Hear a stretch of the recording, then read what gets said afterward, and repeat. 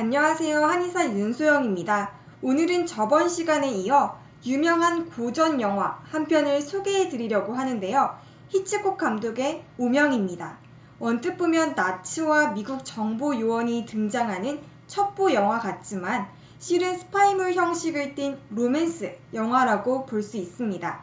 첩보에서 제일 중요한 요소는 정보를 어떻게 얻을 것인가 하는 사람에 대한 신뢰의 문제, 즉 믿음이라는 테마라고 할 수가 있을 텐데요. 이 영화에서는 첩보의 이 형식을 사랑에 있어서의 믿음의 문제와 절묘하게 엮어서 보여주고 있죠.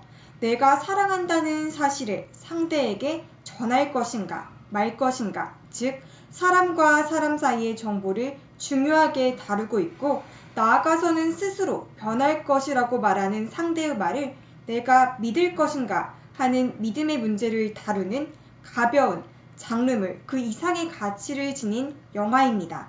그럼 지금부터 본격적인 영화 소개 시작하도록 하겠습니다. 소개에서 말씀드렸듯 히치콕의 영화 오명에서는 맥거핀이 잘 드러납니다.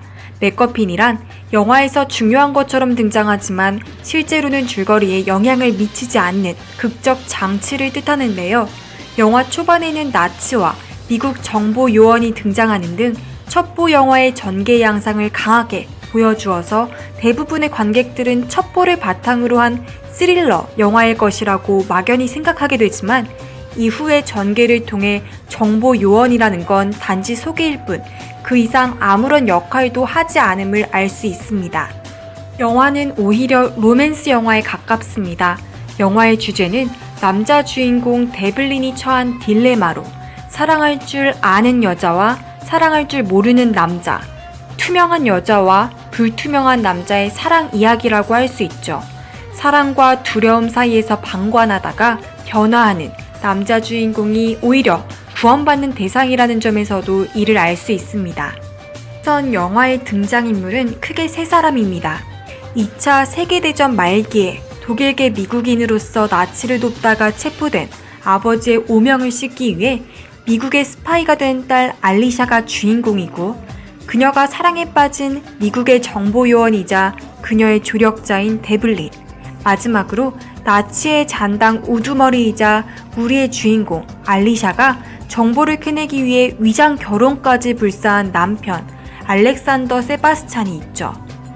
영화의 줄거리를 살펴보면 다음과 같습니다.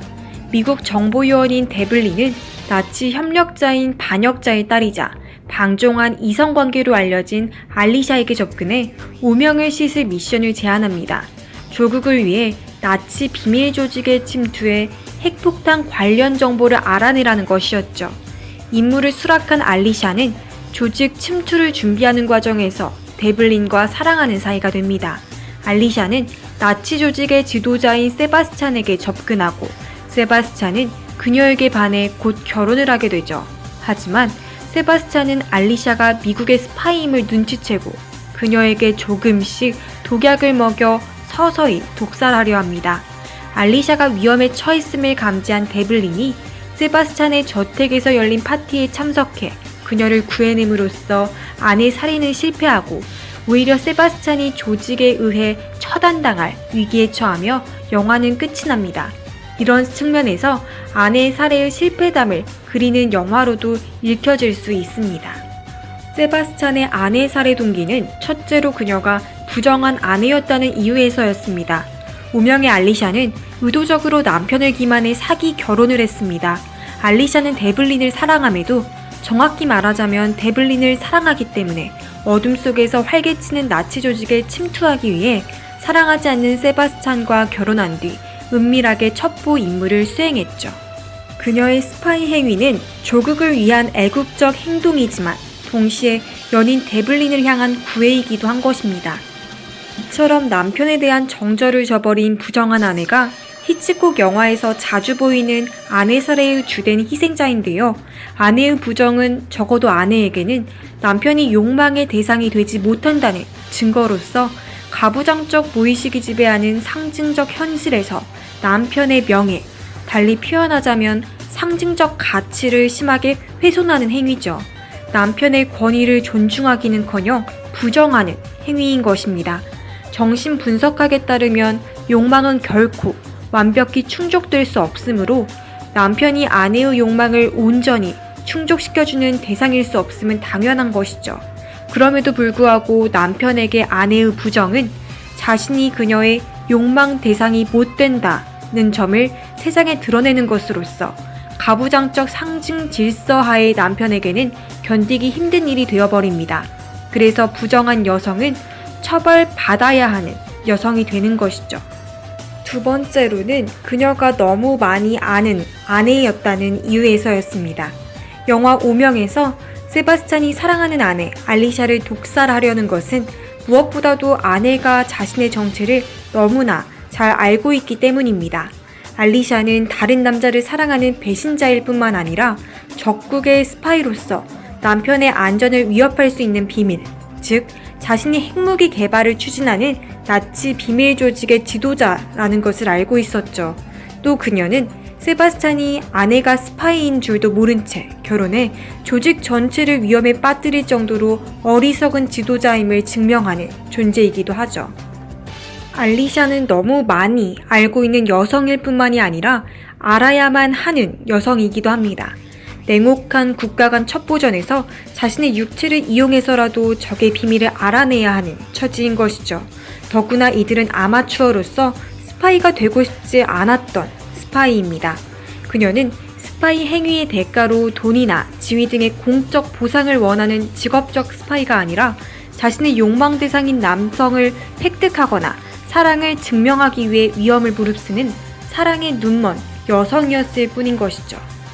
세 번째 동기는 그녀가 남근적 여성이었다는 점에 있습니다. 남성 중심의 가부장적 상징 질서에서 아내, 즉 여성은 남편에게 순종하고 보조적인 역할에 만족해야 하는 부차적인 존재로 의미화됩니다. 그럼에도 불구하고 살해당하는 여성들은 가부장적 상징 질서가 할당하는 여성의 자리에 만족하지 못하고 남성의 자리를 위협하는 존재들인 것이죠. 부정한 아내는 남편에게 만족하지 못하고 다른 남자에게서 성적 욕망을 추구하며 적극적으로 자신의 욕망 추구에 나선다는 점에서 너무 많이 아는 아내는 남성보다 우위에 위치해 여성보다 우월하다고 여겨지는 남성의 상징적 자리를 위협한다는 점에서 남근적입니다. 영화 오명의 결말은 세 가지의 이유로 흥미로운데요. 첫째, 알리샤와 데블린의 임무는 실패했습니다. 알리샤는 스파이로서 사실상 은퇴의 수순을 밟아야 할 것이며 데블린도 활동폭이 좁아질 것입니다. 세바스찬도 죽었죠. 이 말은 또 다른 독일 협력자를 찾아야 한다는 이야기입니다. 게다가 그의 동료들은 앞으로 행동을 더욱 조심할 것이기에 미국 입장에서는 앞으로 리오에서 정보를 캐기가 아주 어려워지겠죠. 임무 자체를 위태롭게 만들면서까지 사랑을 쟁취한 결말. 이것은 로맨틱하지만 한편으로는 미국 장르 영화에 대한 배신입니다. 둘째, 홈 스윗 홈이라는 미국 영화의 가치를 반영하는 집으로 되돌아가는 수많은 미국 영화들이 있습니다. 그러나 오명에서의 집은 브라질 리오에서 영어를 쓰는 독일 스파이가 동료들에게 죽임을 당하는 곳입니다. 오명이 생각하는 집이란 달콤하기보다 아주 위험한 곳이죠. 이를 증명하듯 극중 서스펜스는 모두 집안에서 발생합니다. 셋째, 간첩은 그 성격상 흥미로운 직업입니다. 집에서 멀리 떨어져 와 있지만 그 누구보다도 집을 사랑하는 이들이죠. 극중 세바스티안 역시 브라질까지 와서 미국 여자와 외국말을 쓰며 간첩 활동을 하지만 이것은 모두 조국에서 비롯된 것입니다. 그러나 그의 활동 지역에서 살아가는 국민들 입장에서 보면 바로 그 때문에 집에서 살기가 두렵죠. 그러므로 세바스티안이 집에서 동료들에게 죽임을 당한다는 결말은 그의 업보인 것입니다. 외국에서 남의 나라 사람들을 위협하는 가해자로 활동해온 그는 이제 살인자를 집에 들여놓음으로써 피해자의 심정을 이해하게 되는 것입니다. 너무 늦게 깨달았다는 게 문제였겠지만요. 영화는 세 가지의 인상적인 소품으로 극적인 긴장감을 키웁니다. 와인병과 열쇠, 그리고 커피잔이 그것인데요. 알리샤는 세바스찬의 열쇠 꾸러미에서 눈여겨 봐두었던 한 개를 빼내 데블린에게 건넵니다. 와인 저장고에 잠입한 데블린, 망을 보고 있는 알리샤. 그런데 파티에 내놓았던 와인의 숫자가 자꾸 줄어갑니다. 곧 세바스찬의 집사가 와인을 가지러 들이닥칠 텐데. 그런데 데블린은 아직도 문제의 병을 찾지 못했죠. 수많은 와인 중에서 핵폭탄의 재료가 되는 우라늄이 들어있는 병을 찾기란 쉽지 않은 일일 것입니다. 그러다 문득 병 하나를 건드리게 되는데 바닥에 떨어져 박살이 난 와인병 속 수정 모래알 같은 물질이 쏟아져 나오는 것을 보죠. 데블린은 급히 우라늄을 봉지에 담고 바닥을 대충 쓴 후 바깥으로 나옵니다. 알리샤와 데블린은 아직 몸을 피하지 못했고 세바스찬과 그의 집사는 계단 아래로 내려옵니다. 급한 가운데 데블린은 세바스찬이 질투심 때문에 진짜 일어난 일을 파악하지 못하도록 하기 위해 알리샤를 껴안고 키스를 하죠. 하지만 그날 밤 열쇠가 사라졌다가 다시 끼워진 것을 발견한 세바스찬은 알리샤를 의심하기 시작합니다. 몰래 와인 저장고로 내려와 바닥을 살펴보니 저 안쪽에 깨진 와인병이 숨겨져 있죠. 세바스찬은 어머니 방으로 가서 떨면서 말합니다.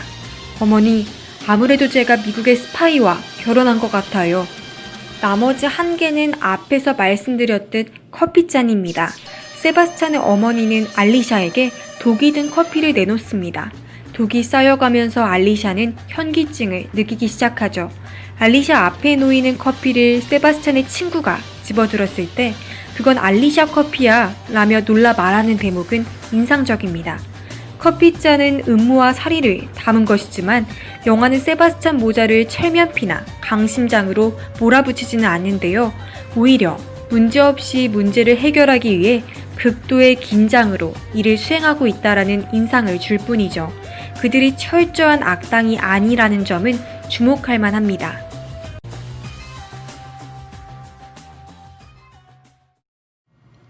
영화 오명 속에서 벌어지는 이 게임들은 절대적인 선악의 싸움이 아닙니다.